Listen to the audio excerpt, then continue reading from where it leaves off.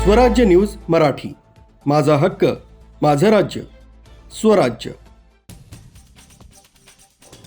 दिनांक 16 फेब्रुवारी रोजी सकाळी 10:30 वाजेच्या सुमारास श्रीरामपूर अप्पर पोलीस अधीक्षक कार्यालयातील पेट्रोलिंग करणाऱ्या पोलिसांनी मिळालेल्या टिपच्या आधारे धामणगाव पाट ते कोतुळ जाणाऱ्या रोडवर प्रोहिबिशन रेड केली।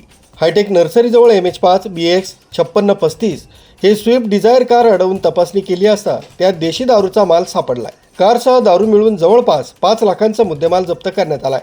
या 4 लाखांची कार, 62,000ची दारू, 20,000चे 2 मोबाईल यांचा समावेश आहे। या प्रकरणी कारमधील अक्षय मारुती वाघचौरे वय 26 वर्ष राहणार परखतपूर तालुका अकोले, राजेंद्र बाळासाहेब तांबे वय 30 वर्ष राहणार पेमगिरी तालुका संगमनेर जिल्हा अहिल्यानगर या दोघांना ताब्यात घेण्यात आले।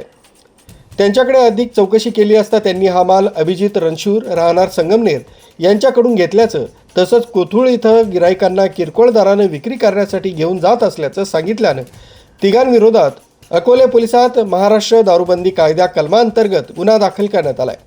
पोलीस अधीक्षक सोमनाथ घारगे, श्रीरामपूरचे पोलीस अधीक्षक सोमनाथ वाघचौरे यांच्या मार्गदर्शनाखाली police head constable Dadasaheb Shankar Londhe, police Naik Sandeep Sanjay Darandale, police constable Rajendra Bhausaheb Birdawade, दूर क्षेत्राचे police head constable Anil Popat Jadhav सोबत पोलीस कॉन्स्टेबल महेंद्र जगन्नाथ गुंजाळ यांनी केली आहे।